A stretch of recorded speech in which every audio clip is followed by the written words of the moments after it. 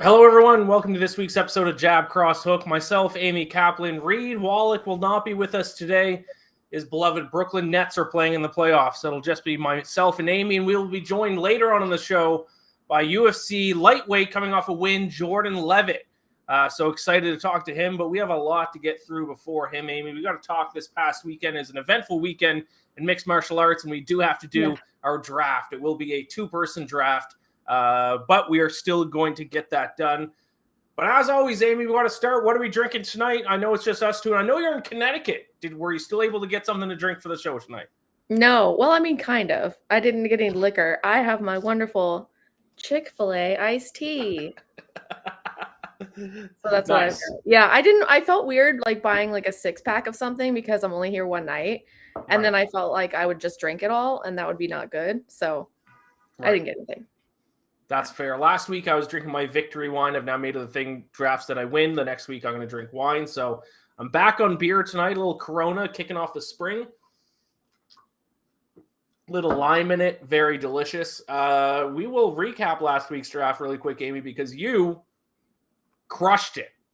And you should be celebrating this week. I think we might have to go back and check the official results from previous drafts, but I think you set a jab cross hook record. People have gone 3-0 before, but you had two underdogs, two pretty sizable underdogs win too. 3-0 plus 4.16 units, Amy. Congratulations. How do you feel? Thank you. I mean, it feels silly because I didn't even want to do the draft. I was like, I'm not going to do it. I haven't had a chance to look at it. This is BS. And so then I just came on and literally just didn't know anything. So that's going to be my strategy going forward. I'm not going to think about it. I'm not going to look till I'm on the show. That's my pick and I'm sticking to it.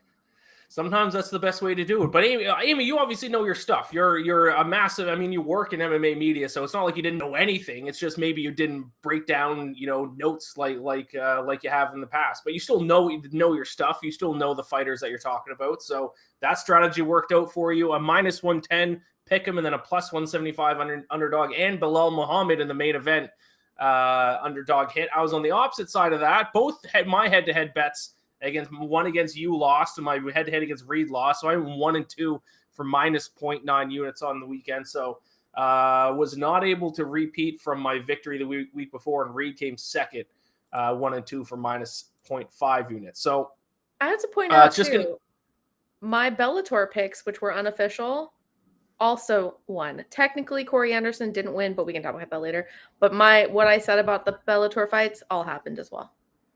That's true. Now, I did not get a chance to watch the fights this week. I think I mentioned it last week. I had friends from back home visit me in New York City this past weekend, so I was busy spending time with them. So I do want to talk to you, though, about what happened, because I did read up on it. Obviously, I watched highlights and things like that. I need to talk to you. You're just talking about Corey Anderson. Let's talk about that fight right now. Corey Anderson against Vadim Nemkov was ruled a no contest, Amy. I am under the impression that Corey Anderson was on his way to winning, though. So can you explain what happened in that fight? That was, of course, for the, light heavyweight Grand Prix final in Bellator.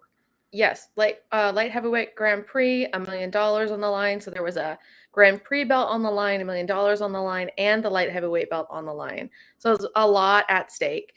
I think pretty much everyone thought that Nemkov would just roll through Corey Anderson. That was not the case. It was quite the opposite. I think a lot of people were really shocked by the performance that Vadim put on, or lack of performance, I guess. And it was clearly looking at 3-0 going into the third. The third was just wrapping up. Timer went off. Actually, the referee stopped the timer at 4 minutes, 55 seconds, something around there, to check on a accidental headbutt injury. They ruled it accidental. Said fights off, he can't continue, and this is where it gets weird. So Bellator brings the big gigantic check in, has Corey's name on it. Corey's celebrating, he's up on the cage. Everyone thinks he's won. They're going to go to the scorecards because that's what would happen if it stopped due to an accidental injury. It goes to the scorecards. But it was 5 seconds too early. The rule is that the fight has to go, if it's a 5-round fight, it has to go through 3 full rounds. So 5 seconds had only 5 seconds there, and that would have made the difference, and Corey would have won. So they called it a no contest. Corey freaked out, rightfully so. I mean, it's just like, you know, I talked to you about how he was feeling like he kind of got the short end of the stick in the UFC, and I'm feeling like he's going to hold on to this. And when he comes back for that rematch, I think it's going to be ugly. I don't think he's going to let it go. He's going to let it go in one round, and that's it. Yeah, tough break for him. I knew about that rule way back when Michael Bisping fought Alan Belcher. And I think that was a fight Michael Bisping got the eye injury that kind of still haunts him to this day. I think it's even like a fake eye now. But I remember that was in the third round, and it went to technical decision.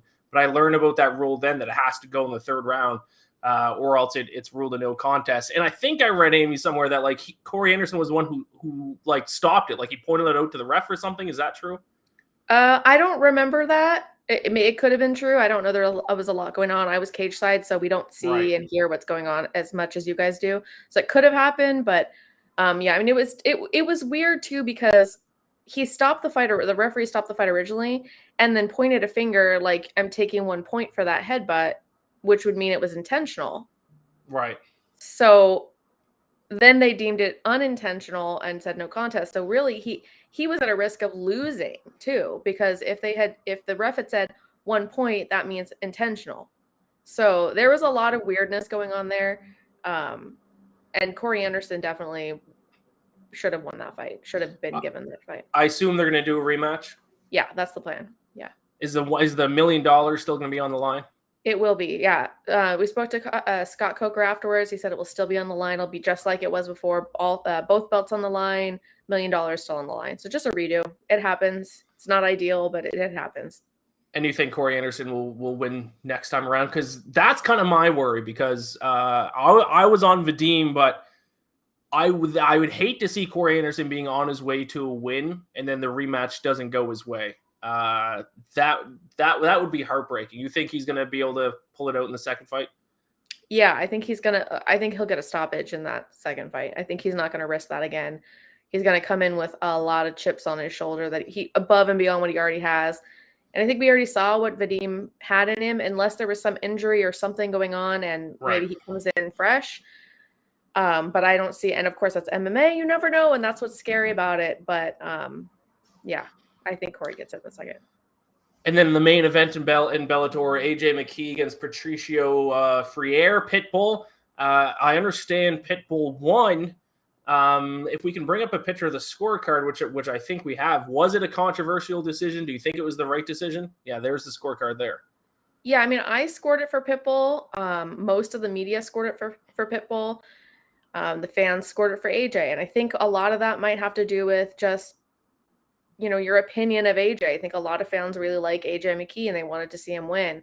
I do think that it was close. I think one thing to note on that scorecard that I've never seen before was the judges wrote close rounds. And I've never seen them put any kind of comment on there right there where it says remarks close rounds. Close rounds. I've never seen that either. That's and so I think that means, like, I mean, it was close. It was it was split even in the back. There were some, Bellator people that we were kind of discussing, who do you think, before they read the scorecards. And some people said AJ for sure. Some people said Pitbull. Interesting. Right after that was read, you could hear someone in the backstage area really upset, throwing stuff around. And the crazy thing was, we didn't know if it was Corey or AJ, because it was clear somebody was upset, and both of those guys had every right to be upset. AJ seemed to take it well. I was surprised. He came back and talked to us, said he doesn't want to fight at 145 anymore. He's going to move up to 155, called out Patricky, which is Pitbull's brother. I don't know. We'll see what happens there. But I think it went to the right person. I think that Patricio did win that fight. So are they going to do a trilogy? Or I guess if they would, it would be at lightweight. Do you think there's going to be a lightweight trilogy, or that's kind of the end of that duo? Not lightweight.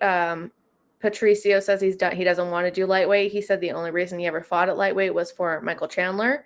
Got it. His brother holds the title now, so I don't see him going in there. And what's the point for Patricio at this point? I think that if we see a trilogy, I think we should see a trilogy, but I don't know that it'll happen. I think neither one of them is going to want to give in to the rule set. I believe, in my opinion, it needs to be at featherweight if we're going to be a trilogy, because the first 2 fights were at featherweight, and that would be the only way to really distinguish who's the real winner is if all of the rules are the same as the first 2. Right. Interesting. Yeah, we'll see. Maybe down the road, maybe we'll see it again. And I also understand that there was a fight of the year contender on the prelims. Yes. Rogelio Luna against Socrates Hernandez. What a name. Yeah. And we may or may not have photos and or videos of this by any Yeah, chance. let's show the video. I believe we have a quick video. Ooh. It was brutal. Brutal. It was one of those fights where the first round happens and you're like, wow, that was a great round. And you're thinking, there's no way they can keep doing this for another 2 rounds. And then they do. And there were tweets going out from all the media that were ringside saying, turn your TVs on. This was a Stephan Bonner type, Forrest Griffin type fight where everyone's like, get on and watch this. And the crazy thing was, those guys, the one who won was his debut. The other guy had fought twice. That was his second fight. Wow. It was incredible. And I mean, it's going to get slept on because nobody knows who they are. And I think it's tragic. I really wanted to make sure they got some shine because it was just amazing. I think everybody, the crowd was going crazy. It was spectacular. So is that your fight of the year? You put that ahead last far. week's Chimaev and Gilbert Burns? Yeah, I do. Wow. Because I think it because of their inexperience, you know what I mean? Because it's like high level guys fight like that. I don't say they don't fight like that all the time, but it's not as shocking. These guys were just going out there for the first time. They had no nerves. I mean, it was like they put, and neither one of them wanted to go down. It wasn't like that one guy was getting beat up the whole time. It was back and forth. It was brutal. It was really entertaining. And I mean, and I think they probably got paid $1,200 for that. You know, it's like, that's just give them the fight of the year, man. I mean, I wanted to go hug them both. I was like, oh, thank you for that. It was just so good. So good. Yeah. Shout out Rogelio Luna. I don't know. And I don't know. And Socrates Hernandez. I love that name, Socrates Hernandez. Yeah. Anything else about the Bellator card you want to touch on before we move on to the UFC? No, I think that was there a lot there. So I guess really quick before we get into the UFC, I assume I know what your answer is, but we asked this question last week. Which of the 2 cards you think was going to be more enjoyable, Bellator or UFC? Do you give it to Bellator? Absolutely, 100%. Bellator was, even with all those controversies and, you know, with the no contest and everything, it was a way better fight, way better card. And I believe that's the same thing for this week. I think Bellator is going to blow it out of the park again this week. Yeah, and speaking of entertainment, Belal Muhammad against Vicente Luque. He's getting some trash talk on Twitter. He won the fight. At the end of the day, that's kind of all you really need to do. But Belal Muhammad, not exactly the most exciting style of all time. I assume that he just, once again, wasn't able to catch the fights this weekend, but I assume by people's reactions on Twitter, he just wrestled Luque to the win.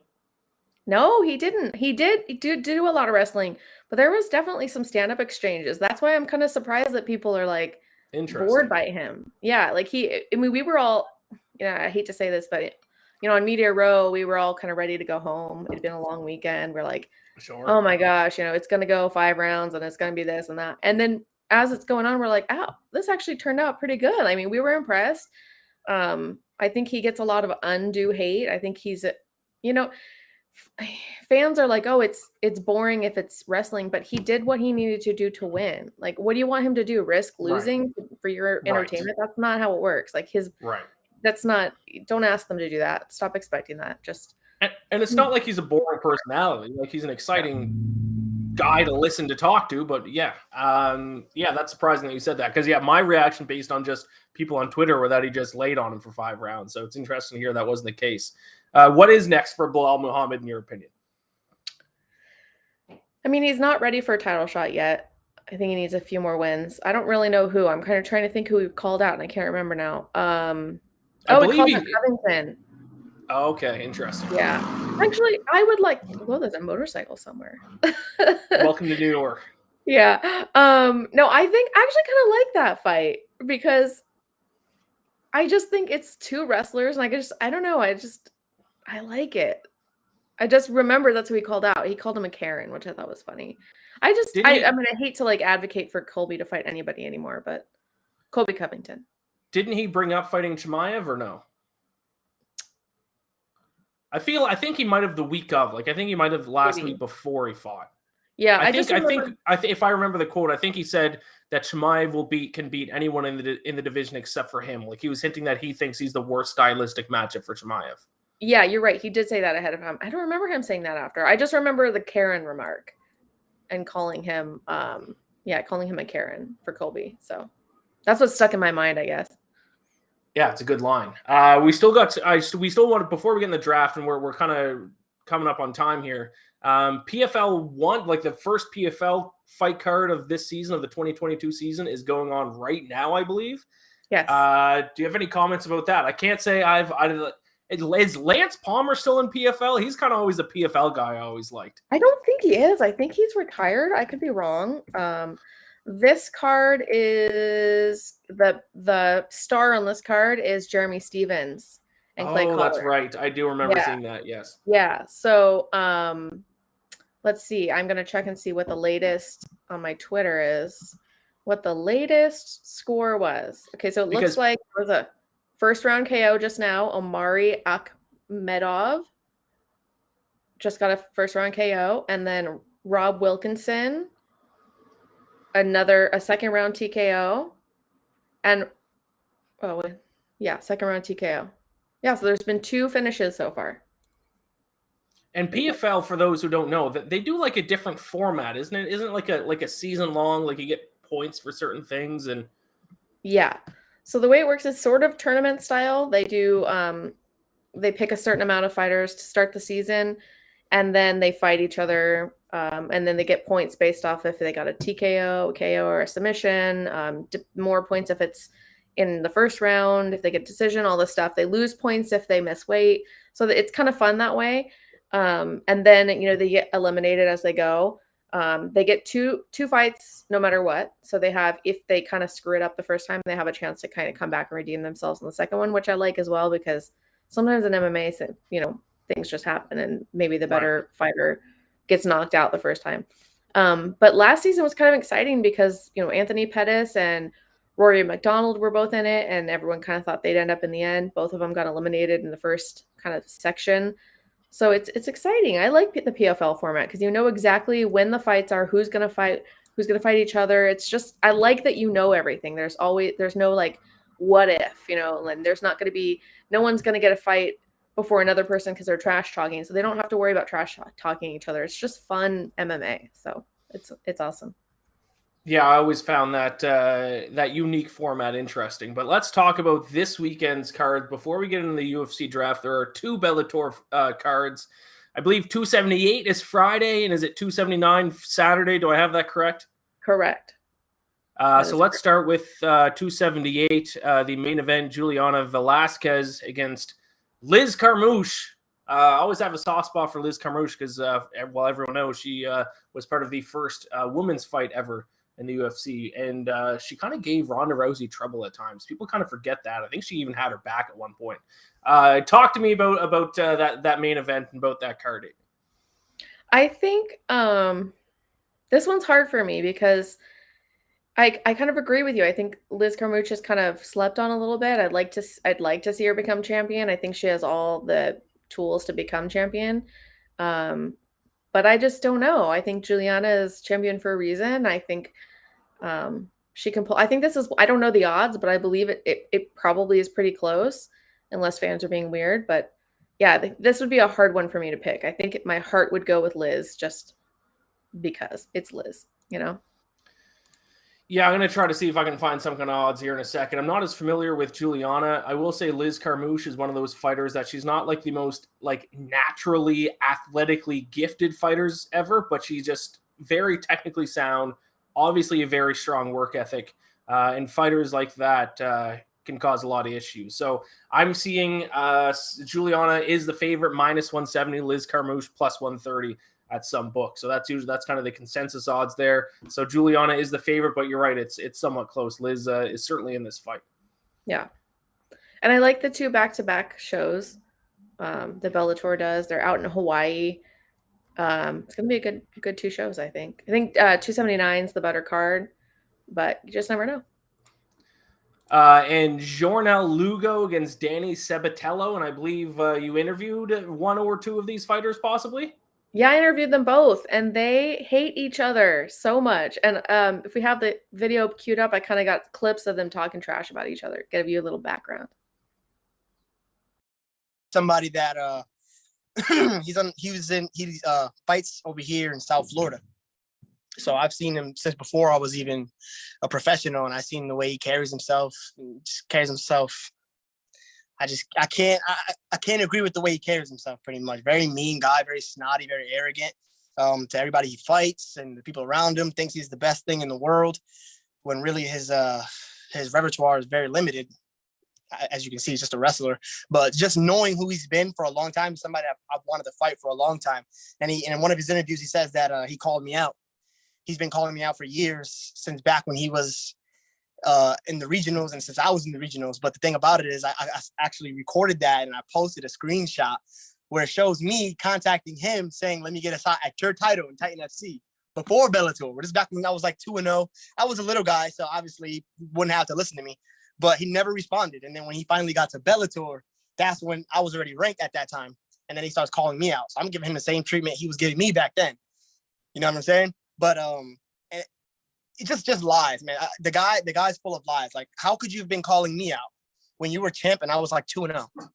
You know, first things first against Jornel Lugo. I gotta beat the shit out of this guy, and you know what? This one's gonna be fun. You know, this isn't just get past Lugo, get to the next one, and then get past Higo and get to the next one. No. The thing is, I love fighting. I love being in that cage, and I love beating the shit out of people. You know, my favorite thing to do is impose pain on people, inflict some violence on people. And this one specifically is exciting because I don't like Jornel Lugo. I'm very much looking forward to seeing him bleed and seeing him suffer. I want to strangle him. I want to see him in pain. And so I'm not really even thinking about Higo, just because not only should I not, but also because I'm just too excited to beat the shit out of Jornel Lugo.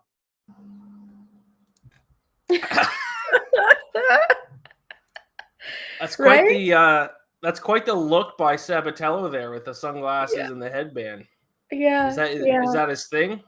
I guess so. I mean, I think this fight is kind of interesting because it's for that Grand Prix, Bellator Bantamweight Grand Prix. So there's a little bit on the line, and I think both of them are they know how to sell their fight. They definitely don't like each other legitimately. The first thing that both of them said to me was how much they hated each other. So that always usually translates well into a fight. We'll see. Consensus betting odds actually have Danny Sabatello as a pretty sizable favorite, -350. Jornel Lugo coming back at +250. I would put money on Jornel. I would put money on Jornel. You think he's a good bet as an underdog? Okay. This is coming from someone who went 3-0 for over 4 units last week in the UFC draft. So, yeah, I think Jornel. I mean, he's undefeated. I believe. I mean, they're both good. Danny Sabatello was on Contender Series, so obviously they saw something in him. But yeah, I think that when you look at the two of them, just in that interview, I think that Jornel's having a little bit more fun. I think Danny might be taking things a little too serious, and that might translate well for Jornel, that he's kind of taking it lightly. He's just focusing on the fight, not so much his hatred. I mean, obviously it was clear that they don't like each other, but you know, I think that Jornel kind of sees him as like a silly guy. So I'd put money. All right, let's quickly talk about Bellator 279. Looks to me like it's a pretty stacked card, Amy. Chris Cyborg, who will never forgive for being my biggest betting loss of all time, against Arlene Blencoe, and also Blencoe and Bellator Bantamweight Grand Prix fights. Juan Archuleta against Rafion Stotts, and Patchy Mix against one of my favorite fighters in the world, Kyoji Horiguchi. One of my all-time favorite guys. So give us a little breakdown of the second Bellator card, Bellator 279, starting with that main event with Chris Cyborg. I think we all know Chris Cyborg is very hard to beat. She's already fought Arlene.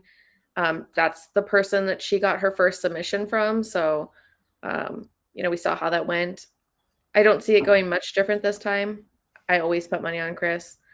The Grand Prix fights, I think, are going to be amazing. This Juan Archuleta fight, Juan Archuleta and Rafion Stotts. Rafion was originally supposed to be fighting Sergio Pettis, who is his teammate and best friend. And they were both really upset about it. And so it kind of turns out well that Sergio is not in the Grand Prix anymore, because now he can go up against Juan. Juan is who Sergio got his belt from. So it's sort of like the next best thing. If you can't fight the champ, you can fight the champ before the champ. So I think this is almost like a final fight. I think a lot of people figured that Raytheon and Sergio would be at the final. And I think without Sergio, people would think Juan and Raytheon will be at the end. So it's kind of interesting to have this fight right up off the bat, but it's going to be interesting. I would put my money on Raytheon. He's just on a tear right now. He's got so much confidence. Yeah, I think it's got to be Raytheon for this one. I don't know a whole lot about the Patchy Mix and I can never say his name, Horiguchi fight, but I would put money on Horiguchi any day. So that's where I'd go with that. Just trying to look up some consensus odds for that one. Horiguchi's minus 275 favorite against Patchy Mix. And Stotts is minus 260, pretty big favorite against Archuleta. So if the odds are any indication, looks like Horiguchi and Stotts are going to win those two bantamweight fights. I agree with that. Okay, let's actually, we're going to end on the draft, Amy, but before we do the draft, let's bring in our guest for the week, UFC lightweight, coming off a big win last week. Jordan Leavitt is joining us. Jordan, how's it going? Can you hear us? Yeah. What's going on? I can hear you. I love it. What's that? The phone's just being weird. Sorry. What's the pink light back there? That's awesome. Or is that like a shade? My baby's little pink castle thing she plays in. Like a tip material. I love it. That's awesome. Yeah, Jordan, thank you for joining us. Obviously, coming off a big win this last week. Guys. It's all good. Coming off a split decision victory, I will say, Jordan, on our show, we make picks for the fights.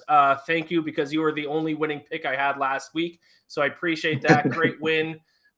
Any thoughts on the fight? Did it go the way you expected? Are you happy with the victory? Well, obviously you're happy with the victory. Did it go the way you expected? No, I thought it would be a little easier.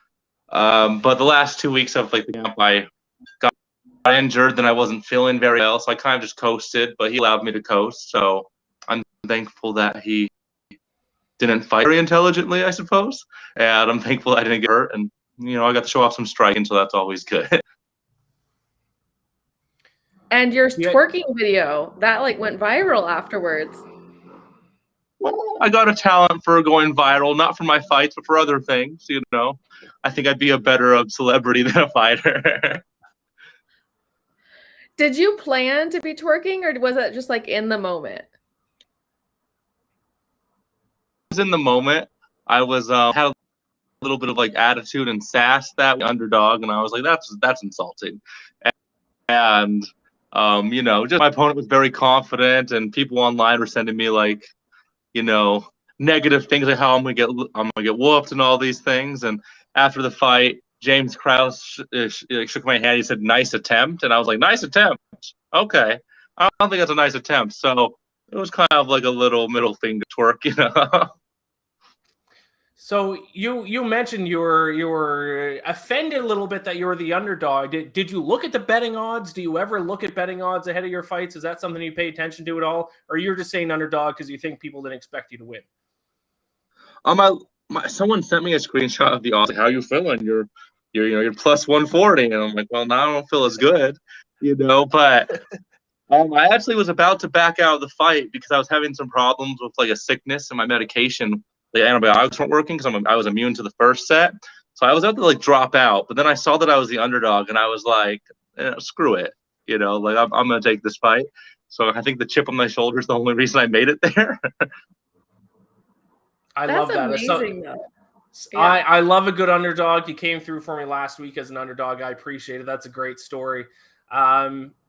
Jordan, Amy was telling me that one of the two things that you two connected on right away was you're both fans of books, and you have a YouTube channel a book review YouTube channel as well. Tell us about that. Yeah, none of the people I see on a day-to-day basis are readers, really. So I've been trying to like find a way to like reach out to people, like the small amount of my community that has like overlapping of being like bookworms. So I started like doing book reviews on YouTube because it helps me remember how I feel about a book. And also I find it very therapeutic to kind of have like a hobby to do that isn't just working out or being a dad, because those are both exhausting. So yeah, I started posting some book review videos and book vlog videos on YouTube, and yeah, I don't want to brag, but I have like 130 subscribers, so you know I'm getting there, and I'm enjoying it a lot. And you read something like 100 books last year, right, or something crazy? I read 70 books last year. I read 100 books the year before. That is crazy. Yeah, but when I did 100 books, it was without the baby. The baby's definitely making it harder this time. And also it helped that when I read 100 books that year, I was dating my wife a few years ago. Maybe it wasn't 2 years.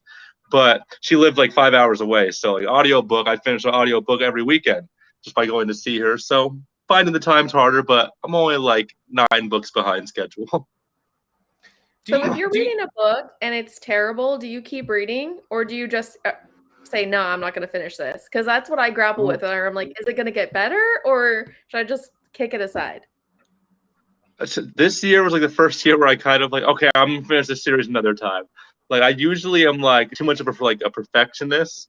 I have to finish a book even if I hated it, because then all the negative feelings I have reading it aren't going to mean anything if I give up. But then I have to kind of measure that towards how much I value my time. So I very rarely put down a book, even if I'm hating it. Do you consider audiobooks reading books? Because I'm an audiobook guy. I don't actually read many books, so I listen to them. But I feel guilty when someone asks me if I've read a book. I'm like, well, I mean, kind of. I listen to it. Do you consider audiobooks the same as reading? I think it counts. Not the same. It's not quite reading, but you're still absorbing like the media. You know, you're absorbing all the art and everything. So I think it counts. It's not technically reading, but you like if you listen to Harry Potter and you read Harry Potter, like it's the same thing. You know, if anything, it's sometimes even better to listen to a book because you know the narrator gives nice little voices, and you know Right. you could relax. I agree. I think that audiobooks are just as good, if not better sometimes, because like you said, you get the voices and the characters. I think especially when it's the author that's reading, because they like emphasize parts that you're meant to emphasize. I love audiobooks. Like especially if I'm reading like a horror book, listening to an audiobook is way scarier than reading it. Like there's been some times where I'll be listening to like a horror book and I'm like, oh, I gotta stop. I gotta read this. I can't listen to this scene. You know, so I feel like it definitely helps change like the pace a little bit and the feel. Do you ever read MMA books, or are they all like, do you just want to like escape from life and you read something else? It's weird. Like 2 years ago, I never read fiction. It was all like either MMA or political science or like religious books. So I was like always like, I'm not gonna waste my time with make-believe books. And then like started dating my wife, and she like reads only fiction. She like started recommending me a few books, and since I was trying to like date her, I was like, okay, I'm gonna read the books you like and see if I could like them and see if that could be like my way in, you know. And I was like, oh, I actually enjoy reading for, you know, fun, and I feel like I benefit probably more now because I'm reading so much more. And like when you read fiction, it's like you get to live another life, you get to like live life from a different point of view, and nothing quite like it. What book are you reading now? I'm reading several books right now. Like right now, I'm reading like The Shadow Rising, book 4 of the Wheel of Time. I'm reading From a Buick 8. It's like a Stephen King book about a haunted car or something like that. And then I'm reading this one book like I can't pronounce the name. It's like a Japanese book, Ikiji or whatever. It's like a self-help happiness book. Kind of, but I'm like an hour and a half into it. It's a short book. I have to finish it. Are you a paperback or hardcover book reader, or do you care? Ooh, so like I prefer hardcovers because they're cleaner. Like I'm a clean freak. Like I wash my hands several times. Like no matter what I do, every time I leave the house, I have to shower. And I feel like paperbacks from like the library, they're filthy. Like you can't clean the pages, but a hardback, I can at least, you know, clean the cover, you know, sanitize it. So I'm definitely a hardback person. Paperbacks are good for traveling if you're not worried about damaging it. But I think a nice bookshelf full of hardcovers is like the best thing. Awesome. I Now, could talk books all day long. You have to stop me, man. yeah, I do want to get back to the fight game a little bit here because I have a question for you because you are a submission artist, obviously, and a lot of maybe not the most conventional submissions. Anaconda choke on your record, an inverted triangle choke. Is there a submission that you have in your back pocket or one that you've always kind of wanted to pull off in a UFC fight? Yeah, I think I have like a world-class like Kimura sequence. Like that's one submission I haven't like hit as a pro. Like I also put a lot of time into inverted triangle, so that was kind of cool how that worked out. But also it wasn't like the most meticulous, like fancy inverted triangle setup. It was kind of like a bare bones. He gave it to me. So it's like I practice such like specific fancy setups, and then like bread and meat and work. Right there. Yeah. But like my first profile had a Peruvian necktie. I've kind of been addicted to weird performances ever since. Like I like having like the weird stats. Like if I had an Xbox like gamer score, I'd have all the weird achievements. I'll say one. I've brought this up before on the show. The one that we still have not seen in the UFC. I keep waiting for someone to pull it off is a go-go plata. So if you ever see it being set up at all, I would love to see that in the UFC. I think it was one of the Diaz brothers pulled off in Pride and it got overturned because he was high when he was fighting apparently. But that's always a submission I want to see in the UFC. Wow, do you know who you're? What's that? I just said that'd be a good one. Yeah, sorry. Continue. It's my favorite. Do you know who you're fighting next? Do you have any plans for when you're going to fight next? Are you healthy after this last fight? Is there anyone you were looking to call out? Kind of what are your plans moving forward now in the UFC? Well, I don't even know. Like, I wanted to fight early June, but they already booked it, and I was hoping to hop onto the card this weekend. My agent was talking to me and stuff. He's like, "Oh, we have a fight fall through. I think it's a good match for you." It was a 170 fight. Whoever Louis Koski was gonna fight, and I was gonna hop into that. But then he heard how sick I was backstage, and he's like, "No, we're already pushing our luck with this fight. Let's wait until after this fight and see if you could feel better." And then, I hurt my foot because I broke a leg kick record for 3-round fights. So now my feet hurt. So we're probably looking at August or September because I'm a groomsman for 2 weddings in the summer. So nice. I'm loved so much that it's ruining my schedule. So hopefully August. What about where you want to fight? Because I know you train and live in Vegas, right? So when you fight in Vegas, does it feel as exciting as if you're let's pretend you're going to South Dakota, somewhere that's not normally exciting, but you're traveling for a fight, what does that matter? Do you like fighting right there at home? Oh, I love fighting at home. For this fight, I stayed didn't even have to stay at the hotel. I went to sleep in my own bed. My baby woke me up at 3:00 in the morning, and I got to put her back to put her back to sleep. I wake up, kiss my wife, and I was gone for the same amount of time I am when I go to the gym. It was kind of a regular work day. I feel it kind of helped me just minimize the importance of this past Saturday. But the only thing I don't like is that the Apex, I don't get a free ticket for my wife, and I haven't been able to have my family. I have 40-something cousins and a bunch of aunts and uncles, and none of them get to go to my fights. And they're bougie people. They would pay, but the Apex is a little expensive for 40. That'd be awesome. Yeah, Apex is crazy. It's $2,500 a ticket, right? It's something insane. Yeah, the VIP experience. Yeah. But they'll throw in a tour of the PI, Yeah. I know they always come by the media room and they stand and they look in because it's a door, it's a whole wall that's glass, and they just look in and I'm like, we can see you. This is what monkeys feel like in the zoo. It's this is so weird. They're just staring in huh, what are you doing in there? Yeah, it's interesting. Jordan, you mentioned earlier that someone sent you a screenshot of the odds. So I assume do you ever bet on fights? No, I think gambling is silly in a sport so weird and so weird and variable like this. Can you imagine if you had a parlay and then you bet on a card and it's 2 technical decisions? That would piss me off. That would ruin so many things. I've had cuts, and I've had days where I didn't feel like I should be there. And I know every other fighter has at least one story like that. So I feel when you see everything backstage, or you see what goes on behind the scenes. It's like, why the hell would I ever put any significant amount of money into this? Right. Like, it's silly. So people are stupid, you know. Fighters are very, you know, we're special snowflakes. You know, we don't make the smartest decisions, and you know, it's 15 minutes or 25 minutes is a long time to not do something very, very stupid. So I don't trust them. Do something stupid like be winning an entire title fight and then throw an illegal knee with like a minute left in the fourth round. Not that I'm talking about experience from betting on someone who might have done that, but yeah, variables happen. That's why I always say that if you do bet on the UFC, bet very small, because it's a tough sport to figure out. Mm-hmm.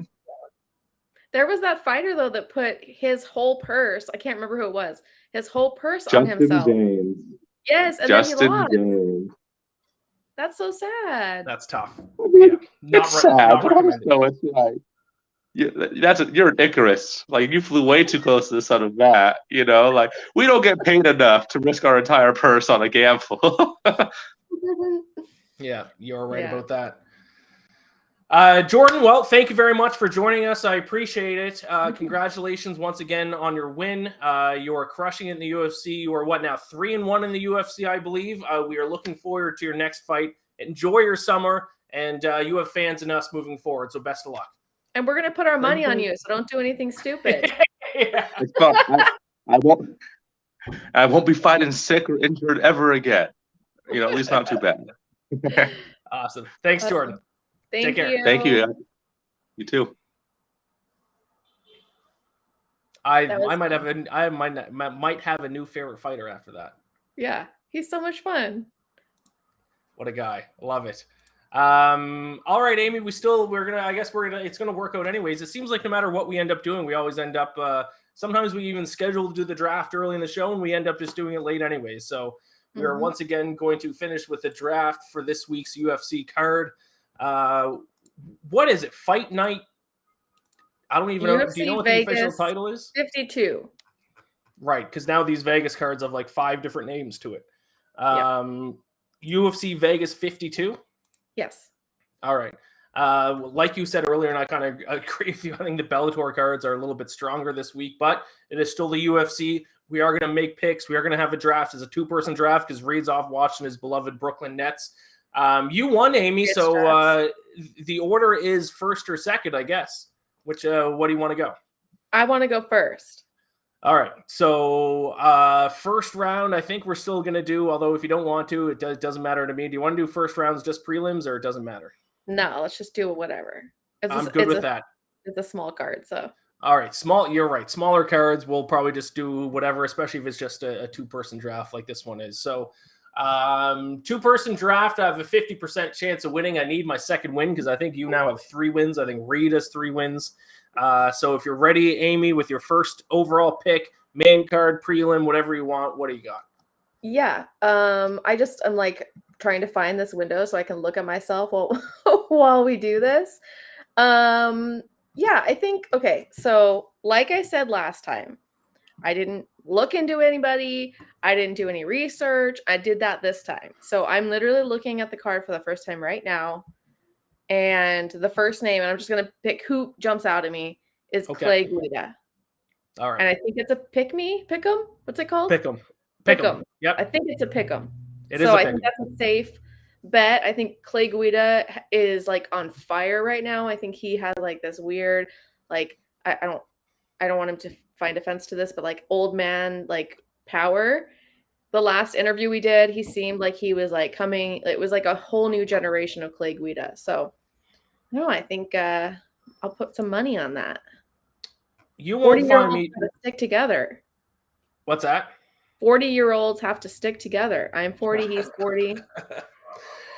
Listen, you're not gonna catch me trashing Clay Guida. He is one of the favorite fighters of all time. He has withstood the test of time. He is the carpenter. He's been in some of the best fights of all time. I love his energy. I love how in between rounds he belches. It's hilarious. He's an all-time UFC character. He is in the group of guys that I think are kind of like the last OG guys, because right now the people who you see kind of up and coming, the young guys in the UFC, are all kind of like athletes. Like they've been trained in MMA their whole lives and they're kind of more athletes. there was this final group of guys that I'm not saying Clay Guida and these guys aren't athletic, but these guys were fighters just because they like to fight. Like the UFC wasn't a huge glorious thing when they were coming up. They just liked to fight, and that was their hobby, and that's what they wanted to do. So Shadow Clay Guida, one of the final OGs left in the UFC. There are not many of them left.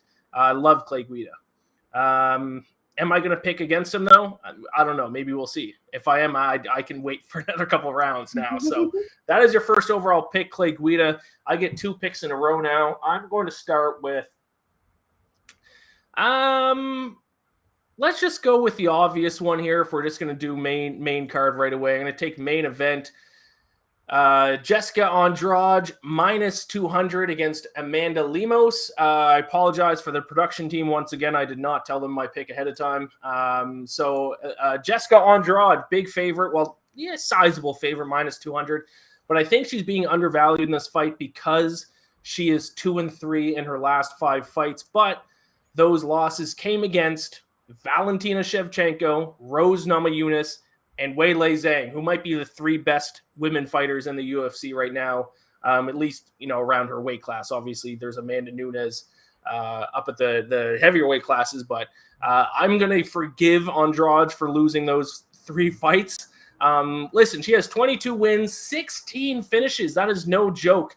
I don't think Amanda Lemos is on her level. I think Jessica wins this fight handedly. I think minus 200, even though it is a big favorite, I think there's value there. So I'm going to go with my first fight, Amanda Nunes in the main event.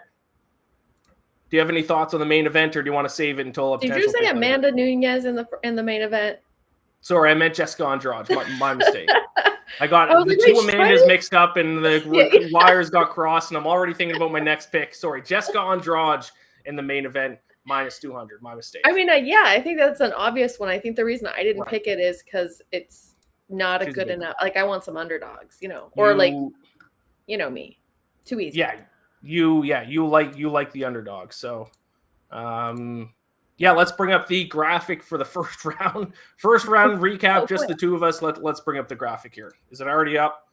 I'm working with one screen tonight. There it is. Clay Guida as a pick'em. Jessica Andrade minus 200. Yeah. 2 with probably the 2. Because I'm still new. I'm learning about betting. Let's just say that we only picked these 2, and I won. No, that wouldn't work. Well, let's pretend. Yeah, we both won that round. Right. I would still win, though, because my favorite was less of a favorite. Correct. Yes. Got it. Okay. And yours technically isn't a favorite; it's a pick'em because they both have the exact same odds. So. But it's not a plus sign, so it's not an underdog. That's true. Yes. Okay. So and those are probably the 2 names that are probably the most recognizable names on the card, I believe. The casual fans, those are the ones that they'll recognize the most. But now, since it's snake draft, I picked twice in a row. My pick for the first pick of the second round, I'm going Marcin Prechnio. Sure. Definitely mispronounced that. I think that might have been the first name I mispronounced in the show. I think I made it pretty long today without mispronouncing someone's name, against Philippe Lins. This is a big stats fight for me.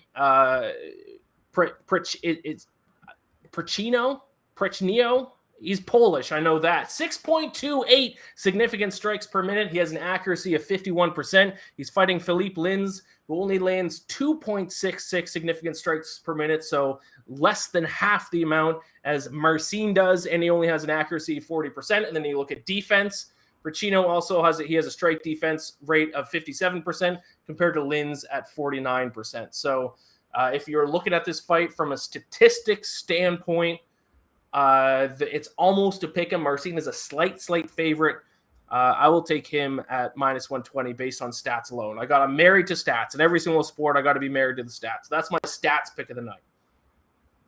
Cool. Okay. So I'm going with Charles Jourdain. Okay. And I can't remember if he's so he's the favorite. Or wait, very slight favorite. Okay. Very slight favorite. That's what I thought. Okay. So I picked him. It's just the name that jumps out at me. I don't know if he's coming off a win or a loss because, like I said, I did not check. I'm looking at these stats right now. He's the younger fighter. That's it. I mean, their records are almost identical. It's crazy. Yeah, I mean, it's literally on my list. I have Clay, and then I have both of them, and I'm like, in case you picked one, I just picked the other one. So it's like I literally both of these guys. I'm taking names I recognize. Charles Jourdain. He is coming off a unanimous decision win over Andre Ewell back at UFC Fight Night Lewis against Chris Daukaus back in December of last year. He is 2-1 and then 1 draw. He had a draw with Joshua Quilibao. Split draw back in 2020. All right, so there we go. We're pounding through this with only 2 of us. It's a little strange. Wait, do I pick again? What's that? You have to pick again, but I'll give you a second because the round 2 graphic's going to come up. We're gonna recap the very long second round here with the round 2 graphic. You have basically 2 pick'ems. Jourdain is a very, very slight favorite, and I have 2 favorites. Jessica Andrade -200. And then Marcin Prechino or Prechino, I don't know, -120. Very slight favor in that one as well. So Amy, I assume maybe you're going to go with an underdog here. I mean, you just said before we started the draft that you like underdogs. You haven't picked one yet. So are you going to go with an underdog with your final pick?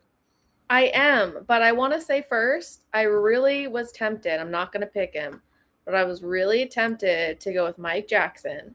I looked at that too. Because he's a crazy underdog. We've only ever seen him fight, once in the UFC? And of course, like, we all know how that went. And it's one of those, like, ridiculous, like, of course he's not going to win because the guy he's fighting has, like, 50 billion first-round finishes. But I like Mike. Like, I like him personally, and I like, really want to pick him, but I also really want to win. So I'm not picking him. I'm sorry, Mike. He's not going to watch this anyways.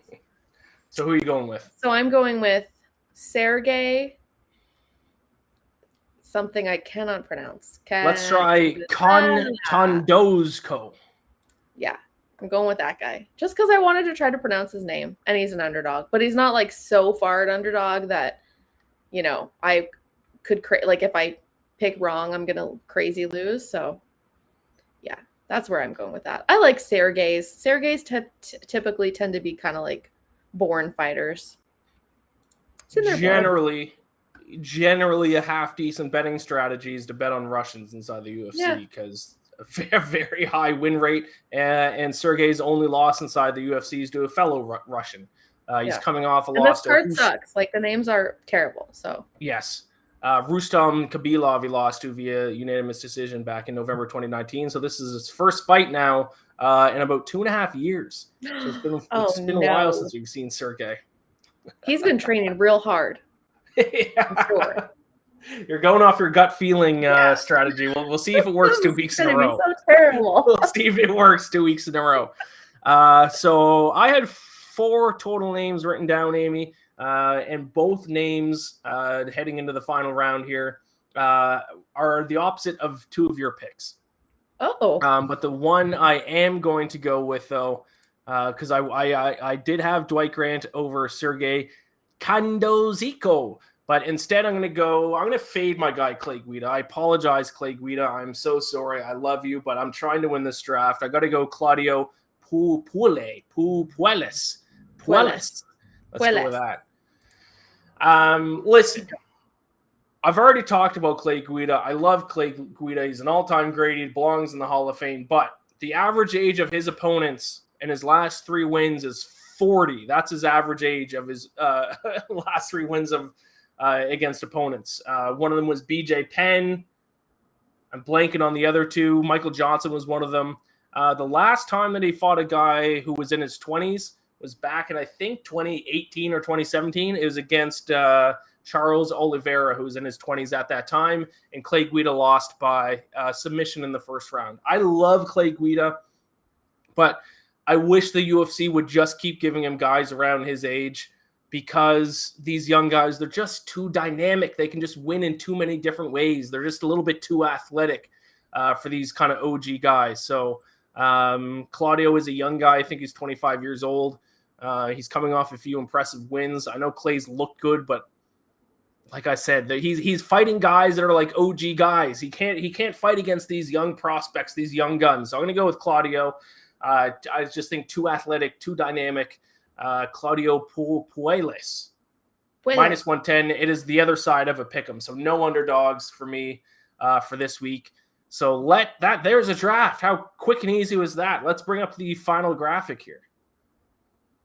I went with two favorites in a pick'em: Jessica Andrade, Marcin Pacino, slight favorite -120, and Puelles -110. Amy, you're on the opposite side of that fight. You have Clay Guida as a pick'em. Is it Charles Jourdain? Yeah. -115, and then Sergey Kondozhko at +100. All pretty like the odds. The only one that was really kind of big one way or the other was my Jessica Andrade pick -200. So, yeah, there we go. That's the draft. Any final thoughts, Amy, before we wrap this up? Stack. If you're an MMA fan, this is a big weekend. You got two big Bellator cards. You got a UFC card. While it might not be a huge card, it's still the UFC. A couple of interesting fights, and you have PFL, which is going on right now. Do you have any final thoughts? I think as much shit as I've talked about this UFC card, still watch it, because you never know. Like, sometimes those shit cards end up being fucking fantastic, because those fighters know, like, we got to put on a performance because we're all they got. It's like a lot of times that's what happens. And start from the first fight. Don't come in just at the main card. It drives me nuts. Watch the whole thing.